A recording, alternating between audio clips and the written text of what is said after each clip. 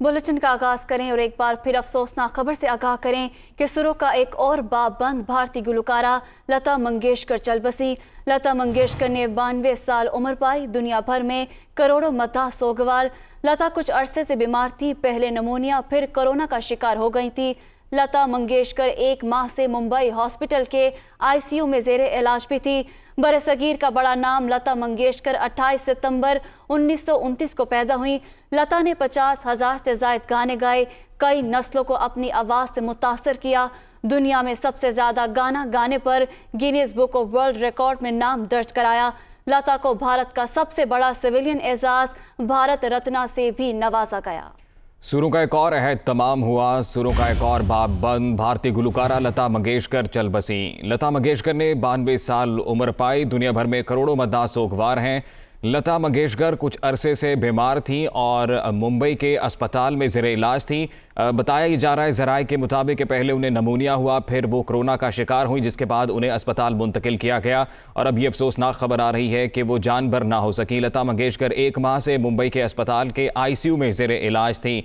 तो सुरों का एक और बाब बंद। भारतीय गुलकारा लता मंगेशकर चल बसी हैं। यकीनन दुनिया भर में करोड़ों मद्दाह हैं लता मंगेशकर के जो सोगवार हैं। इस खबर के बाद सुरों की मलका कहा जाता है लता मंगेशकर को, और बिलखसूस सरहद के दोनों पार लता मंगेशकर के भरपूर चाहने वाले मौजूद हैं जो कि यकीनन सोगवार हैं। लता मंगेशकर के इसके मुतालिक आपको बताएं तो 92 साल उम्र पाई है और 13 साल की उम्र में ही इन्होंने अपने करियर का आगाज़ किया था। गुलकारी का आगाज़ किया लता मंगेशकर ने 13 साल की उम्र में, और फिर एक लंबा करियर, लगभग 7 दहाइयों पर मुहित ये करियर है लता मंगेशकर का, और बे इंतहा सराहा गया लता मंगेशकर की गायकी को। दुनिया के कोने कोने में जहाँ भी ये ज़ुबान समझने वाले मौजूद हैं जो लता के गाने सुनते रहे, यकीनन वो आज सोगवार हैं।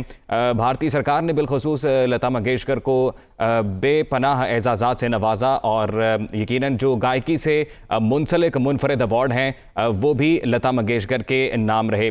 अगर बात की जाए तो लता के 20 ज़ुबानों में 50,000 से ज़ायद गीत हैं जो कि ज़ुबान ज़द-ए-आम रहे, और भारतीय शहर इंदौर से इनका ताल्लुक़ है जहां पर ये पैदा हुई, और फिर 13 साल की उम्र से ही इन्होंने गायकी से अपने करियर का आगाज़ किया। भारत रत्न, पद्म भूषण, पद्मावती भूषण समेत कई फिल्म फेयर अवार्ड हैं जो कि लता मंगेशकर ने अपने नाम किए।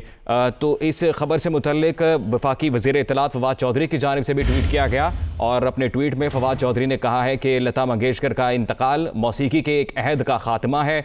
लता जी ने अशरों तक सुर की दुनिया पर हुकूमत की। लता की आवाज़ का जादू रहती दुनिया तक रहेगा। जहाँ जहाँ उर्दू बोली समझी जाती है वहाँ अलविदा कहने वालों का हजूम है। वफाकी वज़ीर इत्तलात फवाद चौधरी की जानिब से ये ट्वीट किया गया है। लता मंगेशकर का इंतकाल मौसीकी के एक अहद का खात्मा है।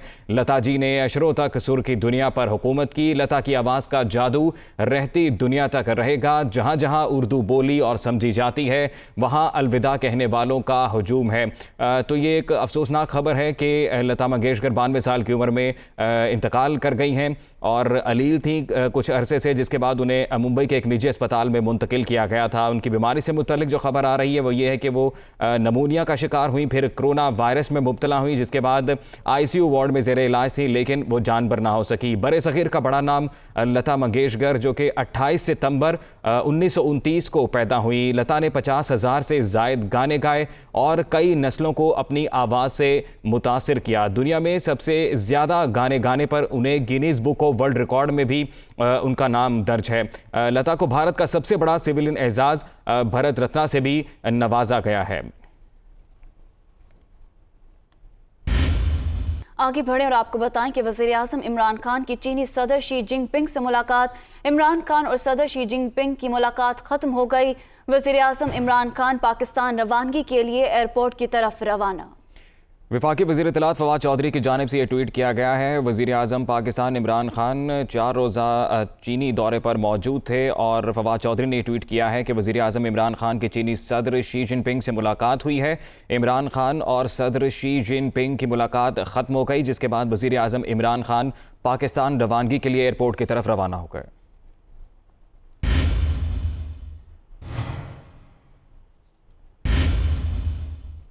उधर लाहौर में हुई बड़ी सियासी बैठक। पीपल्स पार्टी और पीडीएम के एक साथ लॉन्ग मार्च और इकट्ठे इस्लामाबाद में दाखिल होने की तजवीज़ सामने आ गई है। पीपल्स पार्टी और मुस्लिम लीग नून एक दूसरे के खिलाफ बयानबाजी रोकने पर भी मुत्तफिक हो गई। अहम मुलाकात की अंदरूनी कहानी जानते हैं, मज़ीद तफसीलात इस रिपोर्ट में। मुल्की सियासत में बड़ी हलचल का इम्कान। पाकिस्तान मुस्लिम लीग नून के सदर का पीपल्स पार्टी कायदीन के एजाज में मॉडल टाउन लाहौर में जोहराना शहबाज शरीफ, आसिफ जरदारी, बिलावल भुट्टो और मरियम नवाज में हुई मुलाकात की अंदरूनी कहानी सामने आ गई। पीपल्स पार्टी और नून लीग में एतमाद साजी बढ़ाने और इख्तिलाफात भूल कर आगे चलने पर इत्तेफाक किया गया। दोनों जमातों ने एक दूसरे के खिलाफ बयानबाजी रोकने पर भी इत्तेफाक किया। जराये के मुताबिक पीपल्स पार्टी ने तजवीज दी कि पीपल्स पार्टी और पीडीएम एक साथ लॉन्ग मार्च और इकट्ठे इस्लामाबाद दाखिल हों। लीगी रहनुमाओं ने कहा कि पीपल्स पार्टी की तजवीज पीडीएम के सामने रखी जाएगी। पीपल्स पार्टी ने तजवीज दी कि अदम एतमाद की सूरत में दोनों पार्टीज को मुतफ़िका लाए-हमल अपनाना चाहिए। हिकमत अमली ऐसी अपनाई जाए कि नाकामी का सामना न करना पड़े। कौमी असम्बली में अपोजिशन लीडर शहबाज शरीफ ने कहा है कि तब्दीली सरकार से जान छुड़वाने पर इत्तफाक हो गया। तमाम आईनी और सियासी ऑप्शन बिला ताखिर इस्तेमाल किए जाएंगे। मुस्लिम लीग नून के अंदर इख्तलाफात राय था जो अब खत्म हो रहा है। नवाज शरीफ और पीडीएम से मुशावरत के बाद लॉन्ग मार्च के हवाले से इकट्ठे होकर ऐलान करेंगे। मुल्क बहरानों से दो चार है, अब भी एक ना हुए तो कौम माफ़ नहीं करेगी। ये डिस्कस हुआ कि क्या जो लॉन्ग मार्च जो पीपल्स पार्टी ने जिसका ऐलान किया है और जो लॉन्ग मार्च पीडीएम ने जिसका ऐलान किया है, इसमें हम किस किस्म की हम आंगी और कोऑर्डिनेशन पैदा कर सकते हैं। इसमें दो तीन राय सामने आई, बड़ी मस्बत। पीपल्स पार्टी ने भी बहुत इसमें फ्लेक्सिबिलिटी दिखाई है और हमारी तरफ से भी। हमारी पार्टी में एक से ज़्यादा राय थी, लेकिन काफ़ी इस वक्त कंसेंसस है। इसका फ़ैसला मियां नवाज शरीफ और हमारी जो सेंट्रल एग्जीक्यूटिव कमेटी इसका फ़ैसला करेगी। अगले चंद दिन में हमारी बात हुई। मैं रिक्वेस्ट करूँगा पार्टी कायद से कि मीटिंग बुलाएं और फिर उसके बाद हम पीडीएम में ले जाएंगे और चंद दिनों में इसका हम पीडीएम की तमाम पार्टी से मुशावरत के बाद ऐलान करेंगे। दूसरी बात आपने कही अदम एतमाद की, इस ऑप्शन को हम इंशाअल्लाह बड़ी संजीदगी के साथ हमने आज डिस्कस किया है और उसको हम इस ऑप्शन को बहुत संजीदगी के साथ लेंगे और अगले चंद दिनों में हमारी मुस्लिम लीग की और पीडीएम की मीटिंग होगी। उसके बारे में ये जो आप सिग्नल की बात कर रहे हैं, तो क्या हम सिग्नल पर चल रहे हैं 3.5 साल से? मुझे बताएं आप ज़रा, कोई खुदा का खौफ करें। पीपल्स पार्टी के चेयरमैन बिलावल भुट्टो ने कहा है कि हुकूमत को हर सूरत ख़त्म करेंगे। इमरान खान को भगाने के लिए हम सब एक पेज पर हैं। अपोजिशन जमातों में जितनी हम आहंगी होगी, हुकूमत उतनी खतरे में होगी। इमरान सरकार को गिराने के लिए पार्लियामान के अंदर और बाहर हर कदम उठाने के लिए तैयार हैं। ये हुकूमत इतना नालायक है कि चले मईशत पे हमारा कंसेंसस नहीं बनाया, सियासी हमारा कंसेंसस ना हो, मगर कश्मीर तक वो अपना पॉलिसी पे वो जो क्लैरिटी है और जो कंसेंसस होना चाहिए वो नहीं दिखा सके। अवाम का एतमाद उठ चुका है और अब पार्लियामान का एतमाद भी उठना चाहिए। जो पार्लियामानी जमहूरी और आईनी तरीका है इस हुकूमत को हटाने के लिए एहतजाज के साथ साथ वो अदम एतमाद का अमल है। और हम पुरुमीद हैं जिस तरीके से कायद हिज़्ब इख्तिलाफ साहब और बाकी नून लीग के क़यादत ने बात की है कि अपने जमात में भी इस पे कंसेंसस बन रहा है और उम्मीद है कि आगे जाके हम मज़ीद कंसेंसस पैदा कर सकेंगे। इस मुल्क को हमने बचाना है, पाकिस्तान को हमने बचाना है, तो इमरान को हमें निकालना है। मुस्लिम लीग नून हो, पाकिस्तान पीपल्स पार्टी हो, हम सब पेज पे हैं और पाकिस्तान के अवाम इसी एक पेज पे हैं कि इमरान साहब को जाना पड़े। इमरान खान को हटाने के लिए हम हर कदम उठाने के लिए तैयार हैं और हम बहुत शुक्रगुजार हैं शहबाज शरीफ साहब हमारा माजी का इख्तलाफात के बावजूद ये बड़ा मकसद के लिए हम इकट्ठे हैं। मुस्लिम लीग नून की नायब सदर मरियम नवाज ने कहा है कि सियासी जमातों में इख्तलाफ राय होता रहता है, अवाम की मुश्किलात के बायस इख्तलाफात भुलाकर आगे बढ़ेंगे। सहाफ़ी ने सवाल किया कि आपने बिलावल को ट्वीट करके सिलेक्टेड कहा था, अब सिलेक्टेड कौन है? मरियम नवाज ने जवाब दिया कि जो सिलेक्टेड था वो जा रहा है। इनकी गुफ्तगू आप भी देखिए। पॉलिटिकल पार्टीज के अंदर डिफरेंस ऑफ ओपिनियन भी आता है, क्लैशेस भी आते हैं, लेकिन जो चीज़ बिलावल को, हमको, हम सबको, सारी पॉलिटिकल पार्टीज़ को जोड़ती है वो है आवाम की मुश्किलात और आवाम की एक्सपेक्टेशंस।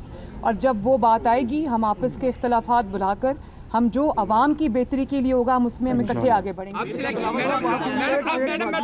सिलेक्टेड कौन है? अब सिलेक्टेड कौन है? आपने ट्वीट किया था बिलावल साहब के लिए, अब बता दें अब सिलेक्टेड कौन है? इंशाअल्लाह ताला जो सिलेक्टेड था वो अब on his way out. Punjab के दीगर शहरों की तरह फैसलाबाद में भी सर्दी की शिद्दत में इजाफा हो गया है। रात से ही शहर में धुंध के डेरे हैं। यकबस्ता हवाओं ने सर्दी की लहर को शदीद कर दिया। जानते हैं कमर इरशाद से। जी कमर, बताइएगा। हाँ जी बिल्कुल, मौसम की बात करें तो पंजाब के दीगर शहरों की तरह फैसलाबाद में भी सर्दी की शिद्दत जो है वो उसमें इजाफा दिखाई दिया जा रहा है। गुज़िश्ता रात से धुंध ने जो है वो डेरे जमा रखे थे, जिसके बायस मोटरवेज जो है वो भी बंद कर दी गई। महकमा मौसमियात की जानिब से ये कहना है कि आज धुंध का जो है वो आखिरी दिन है, उसके बाद धूप निकलेगी, लेकिन सर्दी की शिद्दत जो है वो उसमें इजाफा इसी तरीके से जारी रहेगा। दूसरी जानिब महकमा मौसमियात की जानिब से आज ज़्यादा से ज़्यादा दर्जा हरारत 19 डिग्री सेंटीग्रेड और कम से कम दर्जा हरारत जो है वो 10 डिग्री सेंटीग्रेड रिकॉर्ड किया जाएगा, जबकि हवा में नमी का तनासुब जो है वो 95% और हवा की रफ्तार जो है वो 7 से 8 किलोमीटर फ़ी घंटा के हिसाब से रिकॉर्ड की जाएगी। शहर में यकबस्ता हवाएं चलने की वजह से सर्दी की शिद्दत जो है उसमें मुसलसल इजाफा होता दिखाई दे रहा है, लेकिन गुज़िश्ता चंद रोज़ कबल सर्दी की लहर जो थी वो टूटी थी। तेज़ धूप लगने से, कड़ी धूप लगने से सर्दी की लहर जो थी वो टूट गई थी, लेकिन दोबारा से यकबस्ता हवाओं की वजह से, धुंध की वजह से और शहर में बादल छाए रहने की वजह से जो है सर्दी की शिद्दत जो उसमें इजाफा होता दिखाई दिया। जी, IMF ने पाकिस्तान से डू मोर का मुतालबा कर दिया। जुलाई तक मजीद टैक्स लगाने, इनकम टैक्स की छूट ख़त्म करने, सर्कुलर डेट में कमी और बिजली के दाम बढ़ाने का कहा गया है। एग्जीक्यूटिव बोर्ड इजलास के बाद पाकिस्तान के मुतल्लिक मुफस्सल कंट्री रिपोर्ट जारी की गई है, जिसमें IMF ने बिजली की कीमतें भी बढ़ाने का मुतालबा कर दिया है। FBR ने इनकम टैक्स छूट ख़त्म करने की तैयारी शुरू कर दी है। आइंदा माली साल FBR के लिए 1155 अरब रुपए के इजाफी टैक्स की तजवीज़ दी गई है। FBR टैक्स हदफ 7,255, सेल्स टैक्स 3,295 अरब का टारगेट रखने का कहा गया। पेट्रोलियम लेवी की मद में 406 अरब रुपए की वसूलियों की तजवीज़ है।